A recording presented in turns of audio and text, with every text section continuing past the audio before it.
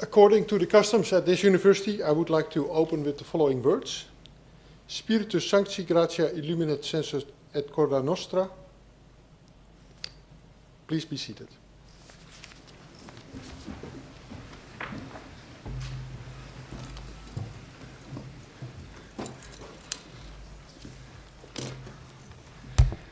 So we are here to hear the inaugural lecture of Professor Birka Wicke, and I would like to welcome all of you, family, friends, esteemed colleagues from our university, and especially also the colleagues from the other universities that are present in the Corona.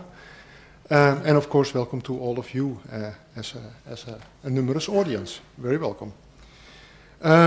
Professor Wicke did her master's in sustainability development, track energy and resources at Utrecht University. In 2011, she obtained her PhD with the thesis Bioenergy Production on Degraded and Marginal Land, under the supervision of the professors Fay and Turkenberg, and I think our colleague Turkenberg is present here. From 2011 to 2012, she was a postdoc, and from 2012 already, short after her PhD, she obtained a position as assistant professor at Utrecht University, where she was promoted in 2020 to associate professor. And since the 1st of April this year, she's a full professor at our university, and we are very happy to welcome her as such. Professor Wicke was appointed as a result of a procedure we had called the Moorman professorships, where we try to find specifically female scientists with an excellent track record, but without prescribing very precisely the subject of study. And it turned out that this gave a good number of candidates, among which Professor Wicke, who have an excellent match with our university and are really excellent scientists. And therefore we are really very happy that we A, had this procedure, and B, Professor Wicke was coming to us as a result of it. Professor Wicke's topic of study, as you will probably hear and also can read already from the title, is one that is a focus of society at the moment. And in all sorts of directions, people can be pro or con. And therefore, we look very much forward to your inaugural lecture with the title that's already on the screen, Solid Ground, Interdisciplinary Assessment for Sustainable Land Use. Professor Wicke, the floor is yours. Thank you. Dear Rector Magnificus, dear colleagues, dear friends and family. Land is literally the ground beneath our feet, but actually it's much more than that. It's the fundamental support system that sustains us and our lives. It provides the ground for us to produce food, as well as extract raw materials for other essential needs like clothing and shelter. And land is also essential in our economy and for us as society in many other ways, maybe that are often not so visible. So think, for example, about filtering chemical pollutants or regulating groundwater, but also providing habitat for plants and animals. So land is the solid ground that we stand on. But the solidity is increasingly being eroded. So using, or maybe I should actually use abusing land, is coming with sustainability challenges, both in terms of contributing to these challenges, but also being affected by them. And I think a nice example is land use and food production, because it contributes to climate change through deforestation, soil management, and fertilizer application. But at the same time, agriculture is also at risk from climate change due to increased and more widespread droughts or very heavy rainfall, both of which affect agricultural crop yields and livestock production. So we see this going both ways. And so we really need strategies to address these types of sustainability challenges. And this is where my research comes in. My goal for research is to identify, assess, and design sustainable pathways for land use, and to understand the underlying mechanisms so that we can actually avoid, reduce, and also recover from the current impacts of land use. And I picked the title Solid Ground today because I want to illustrate how my research can contribute to this solid ground, so this scientific understanding that we need to make sound decisions on how we should use land and how we can do so sustainably. But I also already showed you that ground is not always solid. It can have different characteristics. And so I want to use the term rocky ground to talk a little bit more about the sustainability challenges that we face around land use, and to set the scene for the context of my research. The second element of my lecture is about existing research and the plans for the research that I want to do in the coming years. Then the third component is education, which is the ground we all stand on. And I would like to use just a few minutes also to talk about how education can contribute to a transformation to a sustainable society. And in the end, I want to use also a few words of thanks to clearly show that it's not just me that is standing here on this ground today, but that you have also shaped this ground that I stand on. So let's look at the rocky ground, the sustainability challenges around land use for just a little bit longer. And I start from the perspective of land use and climate change. In this picture, you see how greenhouse gas emissions have changed over time over the last 30 years. And it shows you in dark blue agriculture, forestry, and other land use change, or the AFOLU sector. And it shows that emissions have increased from this sector and over the last 30 years from about 10 gigatons of CO2 equivalent per year to 13 gigatons in 2019. So a 30% increase over 30 years. It's the third biggest emitter at the moment. But if we break this down, these 5 sectors shown here in subsectors, we actually see that land use change, and forestry, so about half of the dark blue part of the figure, it's actually the biggest subsectors of all.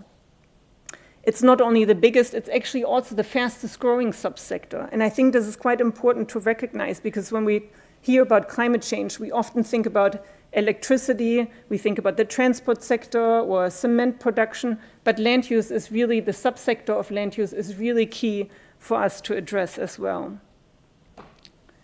But sustainability challenges around land use are not only about climate change, they're actually a lot broader than that. And you can think, for example, about land and soil degradation, which is estimated to affect between 1 and 6 billion hectares of land worldwide. And to put that in context, the European continent is 1 billion hectares. So worldwide, between 1 and 6 times the size of the European continent is actually already affected by land degradation at different severity levels. But it is really significant. And actually, with climate change, this degradation is likely to get worse. Biodiversity loss is another example. At the moment, the biggest current driver of biodiversity loss is the conversion of natural land to agricultural land. Also, water withdrawal and water pollution is largely affected by land use, and specifically, again, agricultural land use. And that is because agriculture consumes a lot of water that we extract or withdraw from rivers and aquifers, but also of the pollution that we cause through agriculture. Nitrogen, erosion, fertilizer use, pesticides, organic matter, and other things. So these were examples of environmental impacts, but there's also social, socioeconomic, and cultural aspects that we need to consider when we look at the sustainability of land use. So approximately 4 billion people, so nearly half the global population, actually rely for their livelihood and employment on land through agriculture and the agri-food system. Other key aspects are food security, land tenure conflicts that are important also to recognize. And in all these impacts, both the environmental and the socioeconomic and social impacts, there's a gender component. Environmental impacts, like those that we experience from climate change, affect women and girls differently and actually harder than other groups of society, especially in low-income countries. And that's because these women and girls experience increased burden from climate change to access water, to access food, and to access fuel. So clearly, we need solutions to these sustainability challenges around land use so that we can actually continue benefiting from the support system that we get from land. So for looking at solutions, let's also begin with land use and climate change. We are actually already able to make an overview of climate change mitigation options. Broad estimates, for example, for the potential to mitigate climate change and the associated costs on the left-hand side, and sustainability, co-benefits and trade-offs on the right-hand side. And you may think, I should follow a design course first, slide design course first, before I give this lecture, because you obviously cannot read this slide. But that's also not the purpose. What I want to show you in yellow are that we actually have quite a lot of options already that relate to land use. Those options relate to mitigating emissions from the land use sector, and there are also options that are based on land use, and that's, for example, bioenergy. And so again, I don't want you to look at the details, but I want to show you we are able to make overviews. We are able to tell or have a big picture of what options are available and approximately how much they can actually help us. But when we look at the details, that's when the many questions are coming in that we are addressing in the kind of research that I do. And that's specifically from the details of the measures. So how do we implement them? How do they perform when we implement them? There's many questions that we still need to address. And so that is what my research is about. To make that a little bit more tangible, I want to give some examples. But first, I think it's good to emphasize the topics that I'm working on, or the focus, or as I call them, the focus areas that I work on. It's 3 focus areas. 2 I already kind of gave a hint at with the big overview pictures that I showed you. The first one is the actual climate effectiveness of land-based mitigation options. The second one is their sustainability, co-benefits and trade-offs. And then there's a third one that I have not addressed. And this is about that we don't just need to understand the impacts or the strategies that we have to mitigate the impacts, but that we also need to know which actors actually need to take responsibility to address those impacts. So that's kind of the rough overview of the focus topics, and maybe you think that's still not very tangible. I also have some thematic focus or themes that I work on, and I want to use those to illustrate those 3 points that I just mentioned. But to identify the themes, I would like to use you, actually, to have a small interaction. So in case you thought that you could sit back and relax for 45 minutes, let me interrupt that thought for just a minute. I placed 3 items in the room. One is with the professors. At, that would be you, and 2 are further in the back of the audience. I would like you to open up what's in there and show it around.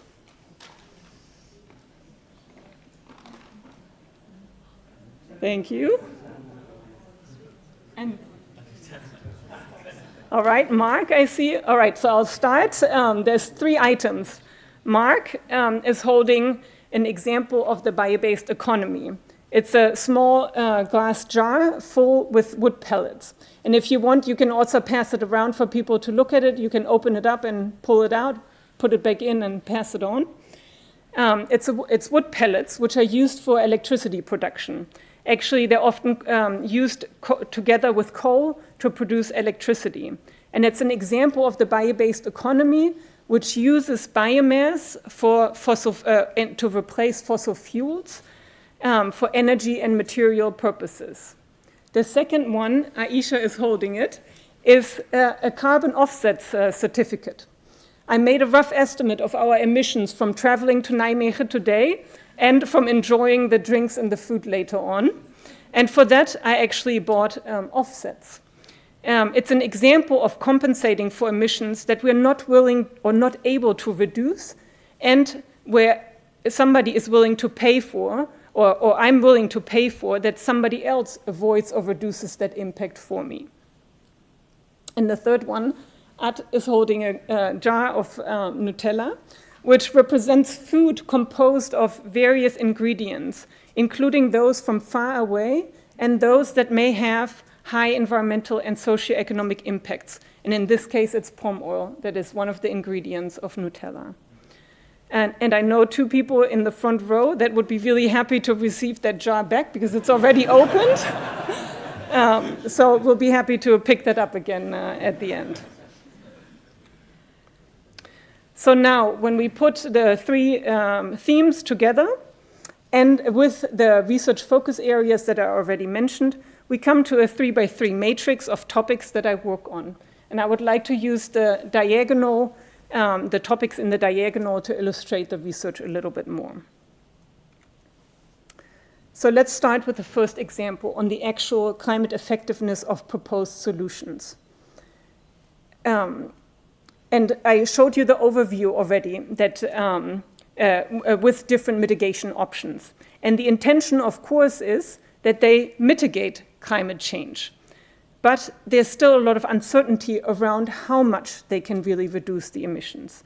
And like I said earlier, in practice, things are a lot more complicated than in the models that I used to provide that overview. Especially the local context in which these options are implemented is really important. So we can still ask, do these options really help mitigate climate change? How do they do that, and how much do they do that? And here, I believe that we still need a lot more research that we can do to help. In some cases, it's actually also that we find solutions that are less effective than we had hoped, and then we are also looking at how we can improve those solutions. So it's solutions to the solutions, if you will. And the bio-based economy, I think, is a really good example for this focus area. So as you may remember, the bio-based economy refers to using biomass to replace fossil fuels for energy and material purposes. And in the slide, you can see some examples, including a photo of the jar that is floating around in the room. Let's start with bioenergy. Scenario studies have shown that, scenario studies that look at climate change mitigation have shown that there's a large reliance on bioenergy, especially in combination with carbon capture and storage, both at a global level and at a European level. And I put here a figure from Vasilis Staioglu, where we assessed a middle-of-the-road projection of global primary energy use until 2100. And it's characterized, this middle-of-the-road scenario is characterized by trends in or socioeconomic conditions that are similar to the current trends. And Vasilis made that with the image model. It's an integrated assessment model. And bioenergy, you see that in green here on the figure, makes up about 30% of the total global primary energy use in 2050 and 2100. Other scenarios, other studies, and also other models show different percentages, but in general, bioenergy is expected to play a significant share provide a significant share in the energy mix. However, there's still quite a lot of concerns about the climate effectiveness of bioenergy. And one important one is land use induced by bioenergy production, and especially the indirect land use change, which really puts in doubt whether bioenergy and how bioenergy can contribute to climate change mitigation. Indirect refers to land use change that is induced by the increased demand for bioenergy. So if you think about this very simple model that I put on the slide, where we only have forest and agriculture, and then there's suddenly a demand for bioenergy, and we are replacing agriculture or food production, but we still want to eat food, so we still need to produce that food elsewhere. And if that that production elsewhere causes land use change, then that's what we call indirect land use change, or ILUC. Since ILUC was first quantified in 2008, the climate effectiveness of bioenergy has been hotly debated. Many other studies have followed, and there's still large uncertainty and variation across scenarios and models. Still, we know that the indirect land use change effect is very significant, and in any case, we need to do our best to reduce this risk if we actually want bioenergy to contribute to climate change mitigation. So research that we've done on mitigating the risk of indirect land use change shows that we need to be really careful about what biomass feedstocks we should use, how they are produced, where they are produced, and also the interaction with the agricultural sector. And that interaction is actually also really important for finding synergies. So if we can improve agriculture, that's good for agriculture, but it can also be good for producing additional biomass resources for other purposes. So now, so far I've focused on bioenergy, but I showed you that the bio-based economy is actually a lot broader. It also includes material application. However, the entire discussion on indirect land use change has focused on bioenergy only, and we see in scientific literature on biomaterials and biochemicals that indirect land use change has not been addressed, although the concern is just the same there as well. So to be able to properly assess the value of the bio-based economy for climate change mitigation, we also need to account for indirect land use change there. In addition, there's actually a couple other points that we need to take into account. So land use change and land-based carbon removal is an aspect. Carbon storage in the bio-based products and dynamic counterfactuals of the substituted products in a decarbonizing economy all need to be taken into account. And actually the interaction between those points are important to study, to be able to say, give a better idea about the net climate effectiveness of the bio-based economy, and to understand the trade-offs and when to be able to decide when we are willing to make those trade-offs and when not.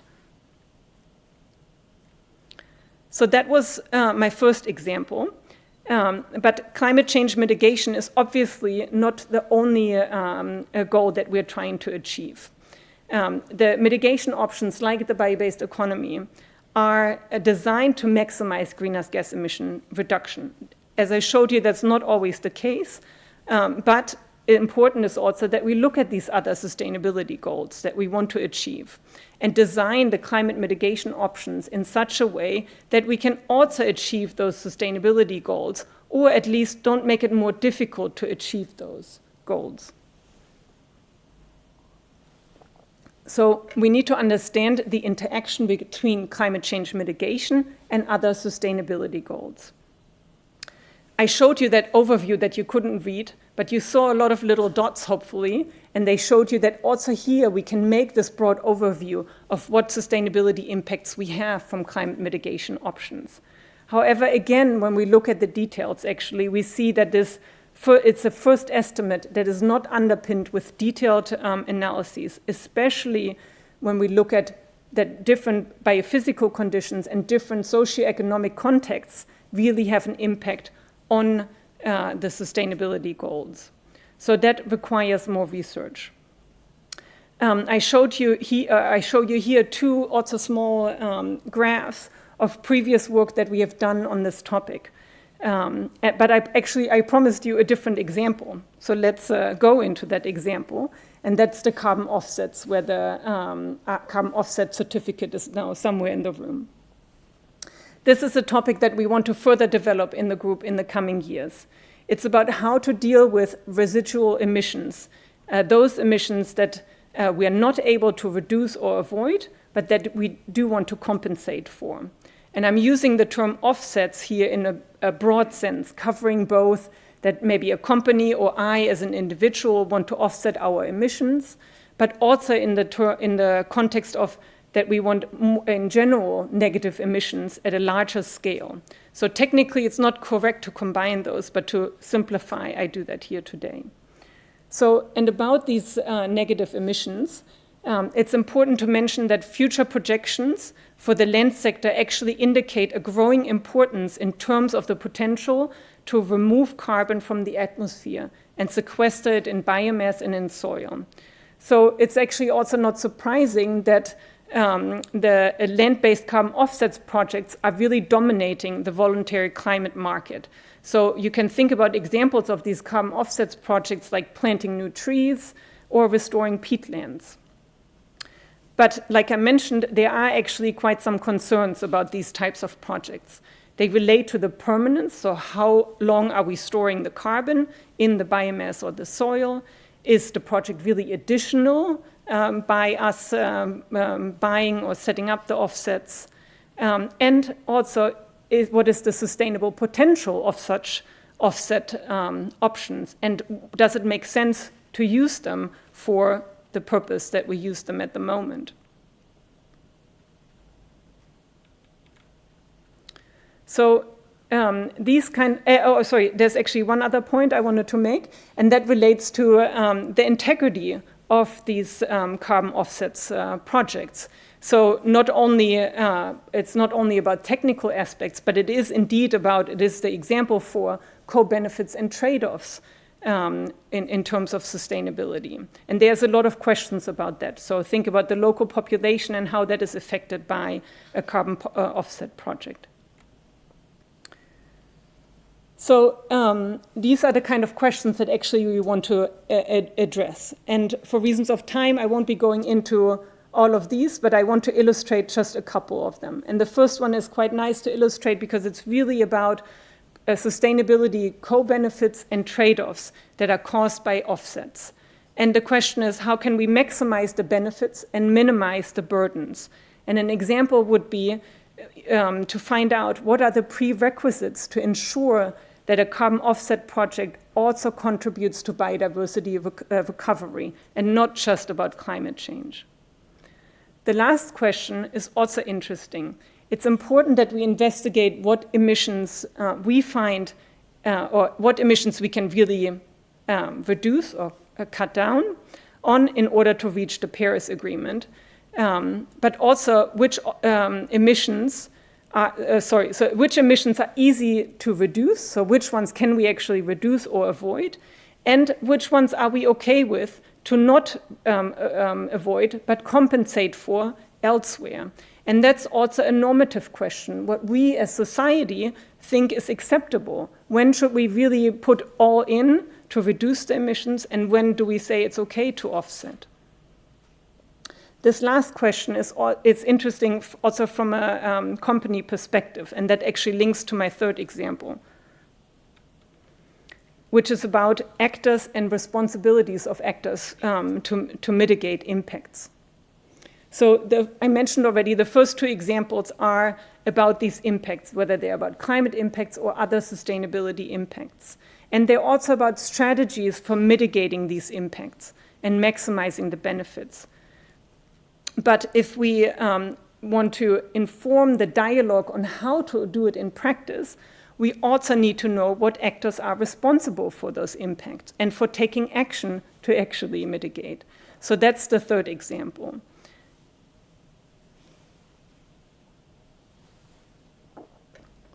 For land use emissions, identifying the actors and quantifying their responsibility is not actually an easy task. As you see in this figure, there's a lot of different elements included, and land use is complex because of the dynamic characteristic it has. It's dynamic over time and space that has a lot of influence also on how we attribute. The figure here illustrates the example of land use change for palm oil production, like in the ingredient for the Nutella jar. It shows that there's also different types of actors at different levels involved. What I want you to get out of this figure is that we need to look at these three different levels. The first level is agricultural commodities, like palm oil. The second one is companies, all throughout the value chain, so not only the ones that are producing the palm oil, but also the ones that benefit from that production and therefore indirectly contribute to the emissions later on in the value chain. And the third level is the country level that connects also production and consumption.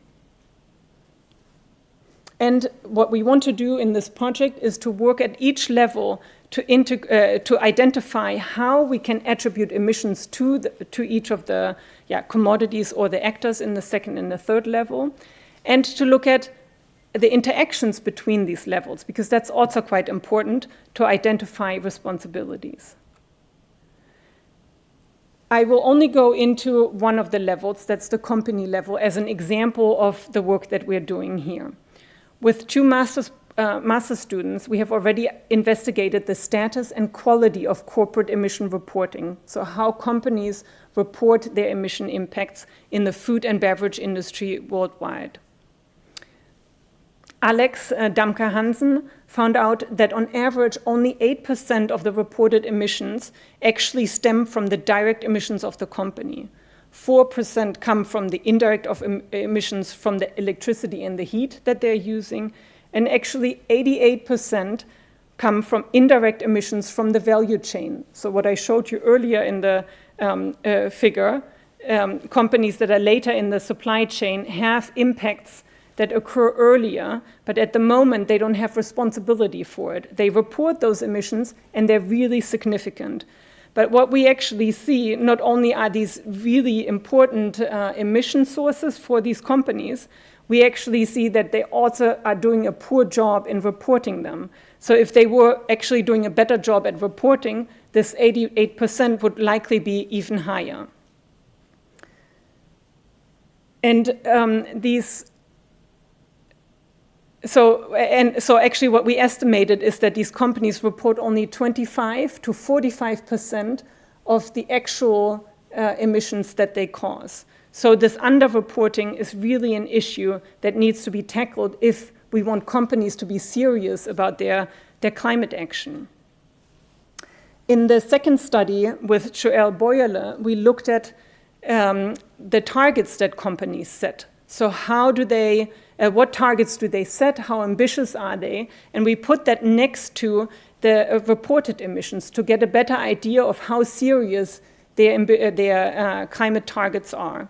And also there, we really see a lack of ambition. Not only is it affected by the high underreporting that we showed in the first study, but also the targets are not very ambitious in other ways as well. Both of these studies provide important insights into status and quality of the emission reporting and in how to set reduction targets by companies.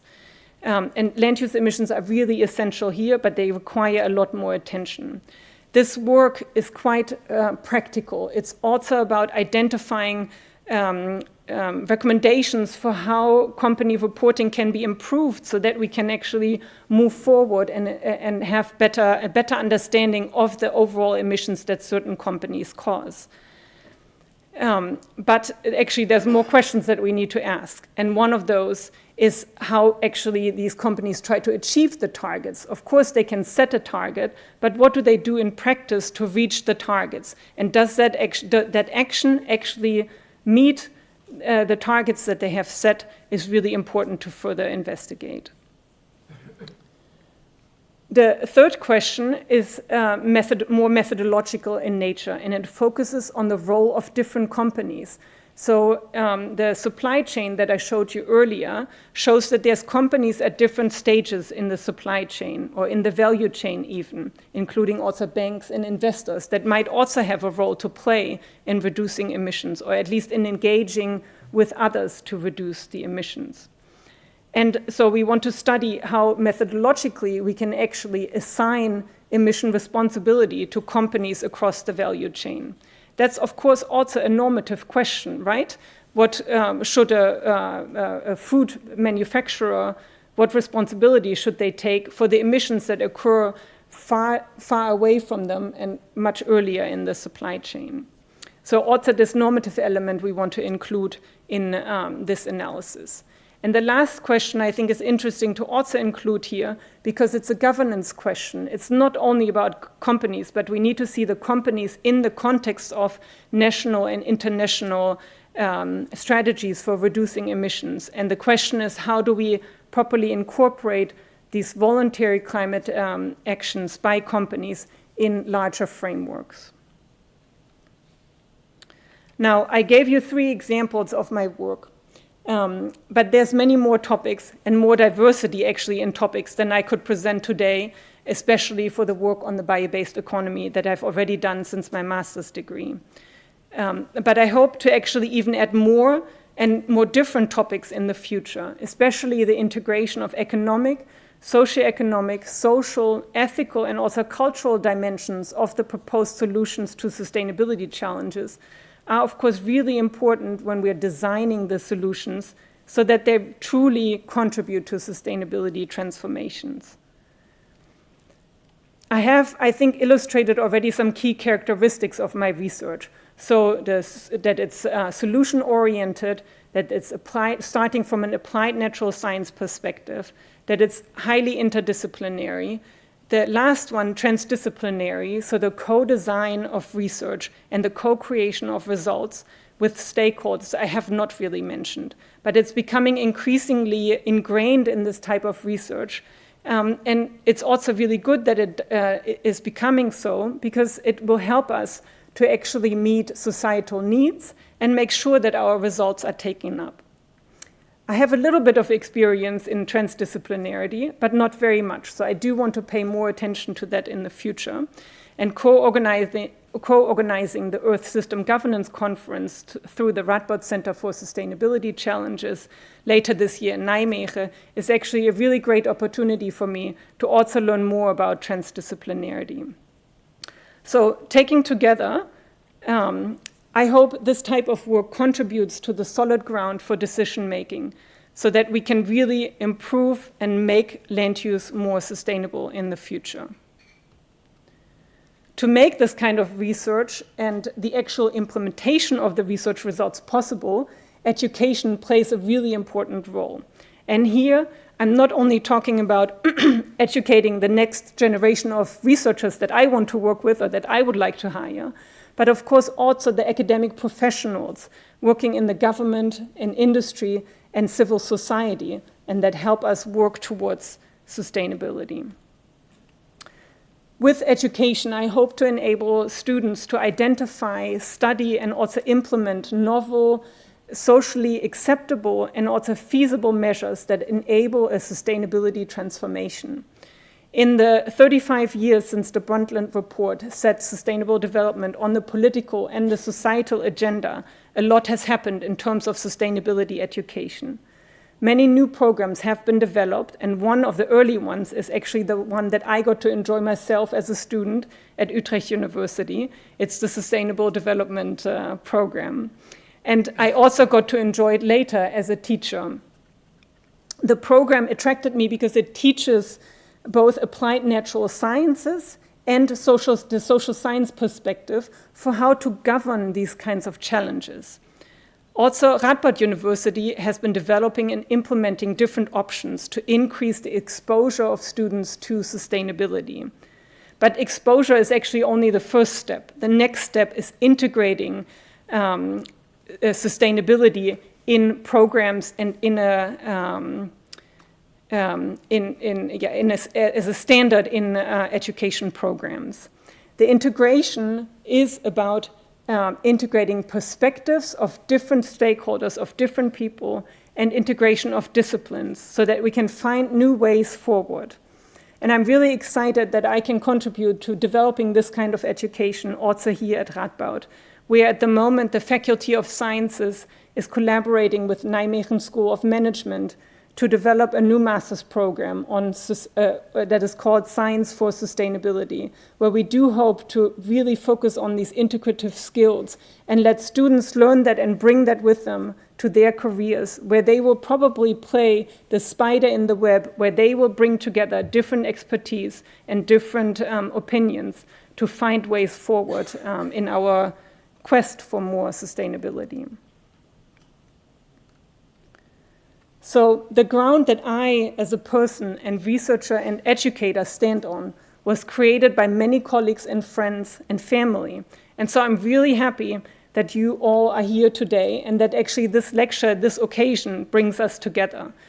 And if you don't mind, then I will ask you to also wave so people do see or that we can visualize who these people are that maybe you have heard about in different contexts. So let me start with the minds. That's the colleagues that have accompanied me in this academic journey.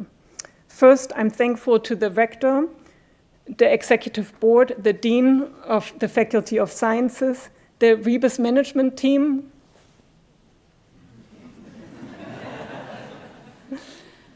for your trust in me and for making this position possible. And of course, also the Moorman program that was already mentioned that created this opportunity for me. Mark, a special thanks goes to you for preparing the ground and planting the seed for applying for a Moorman position, and for always enthusiastically sharing your extensive knowledge and your experience. Just a sip. Thank you also to the Environmental Science Cluster for warmly welcoming me and integrating me in the group.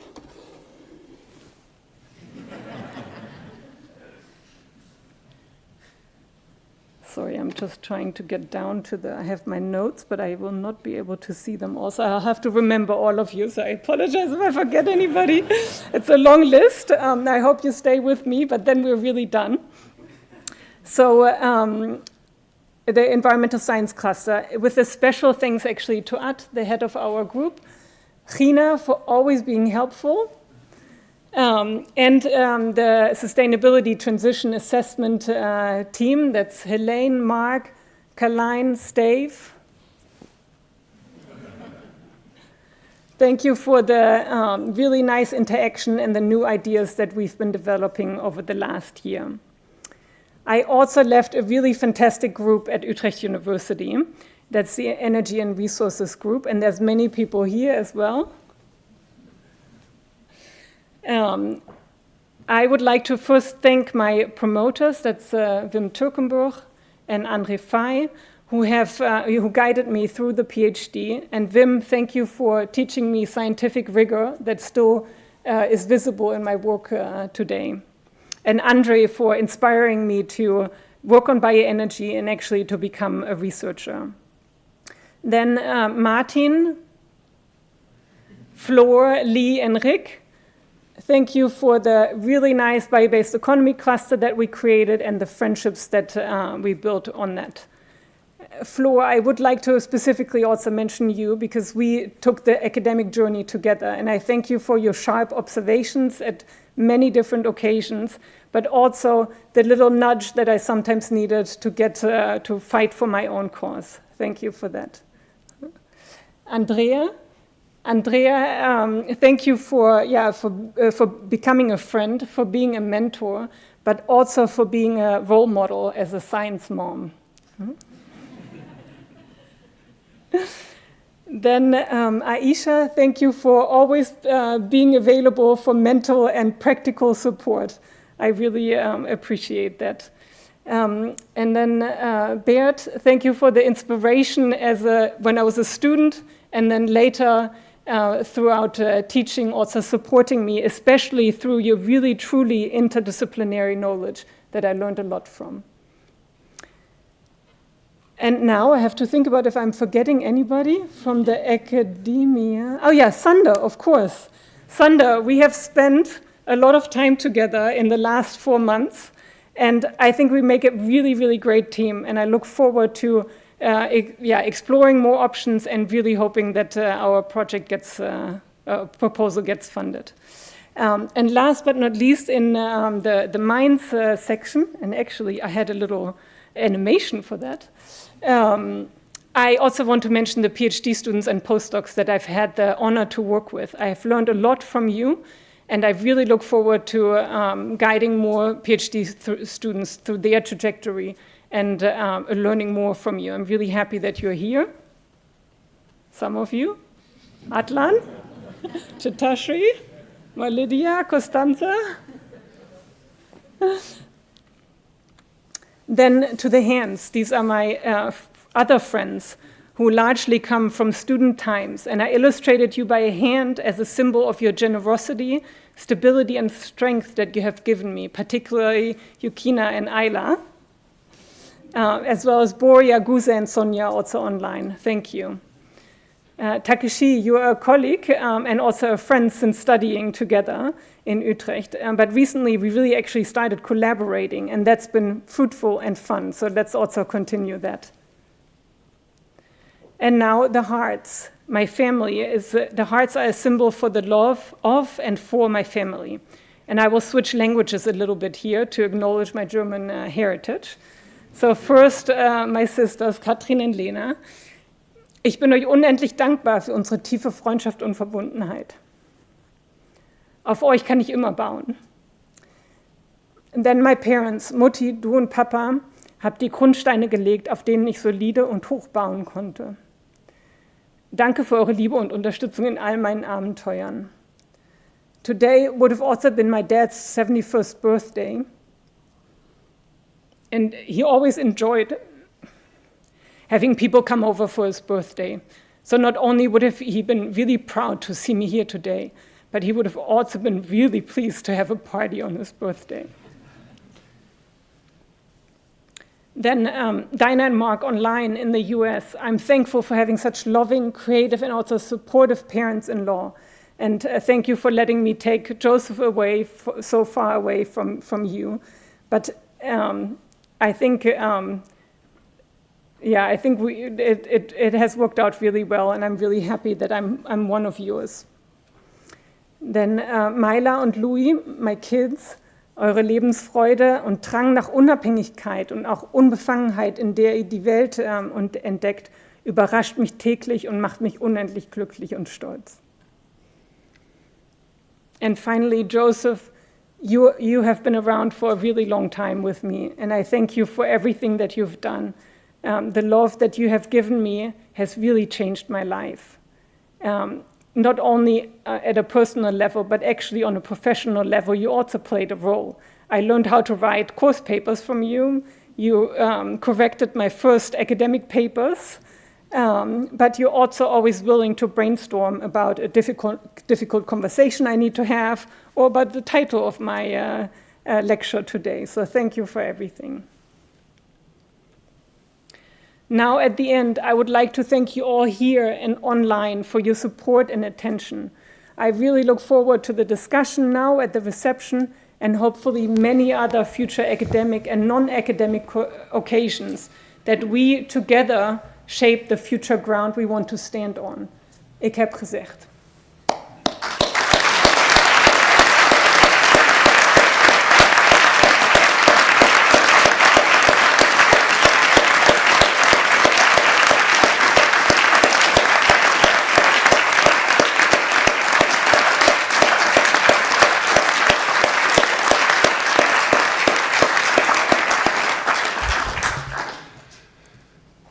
Professor Wicke, thank you very much for your inspiring lecture. It had us look into your kitchen.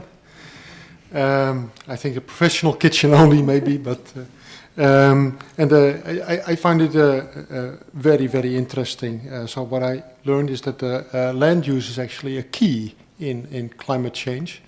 So this was not totally new, but still it's important to see how big the effect is. And also your subsequent discussion of how things can be elucidated in how land use affects climate and maybe also other things. I think you touched on also on socio-economic issues. And it's also a very societal relevant subject. And when looking at your figure, I had to think about supermarkets.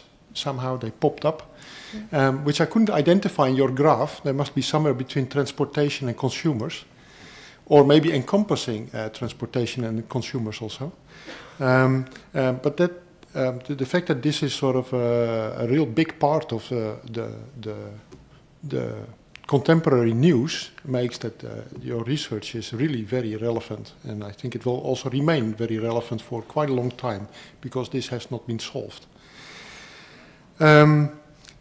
It was also interesting to see how you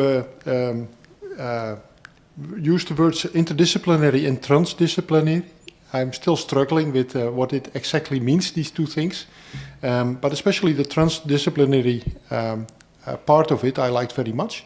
And there, of course, you can make a real big contribution, and you already started so, in our Science and Sustainability Master, which is being set up, and which also involves the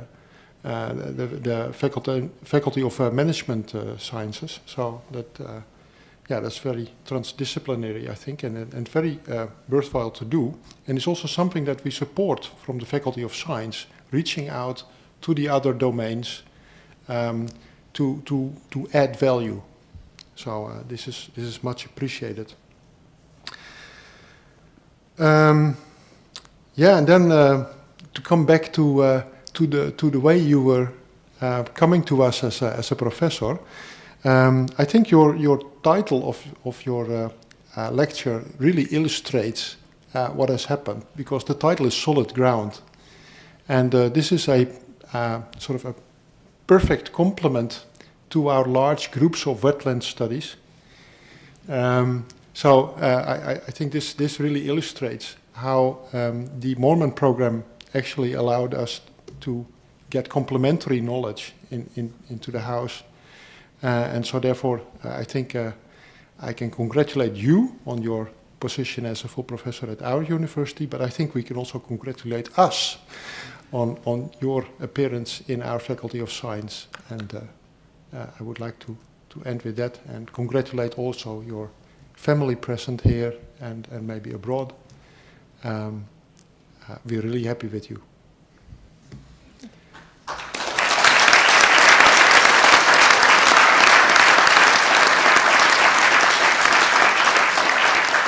So this nearly ends the ceremony. I will say a few words at the end of this ceremony, but then immediately after the ceremony has ended, the cortege will leave this room with Professor Wicke joining me and the register. And I would also like to ask the direct family to come along with us immediately. The rest of the audience stays until we sort of nearly left the building, but not quite. But to join us at the end of the cortege. And then there will be drinks and snacks down in the foyer. And there will be time for congratulations and questioning. So then we end this formal part, and I would like to ask you to rise. According to the customs again at our university, we end this ceremony with the words Gratias tibi agimus omnipotens Deus pro omnibus beneficius tuis, qui vivis et regnas per omnia secula seculorum.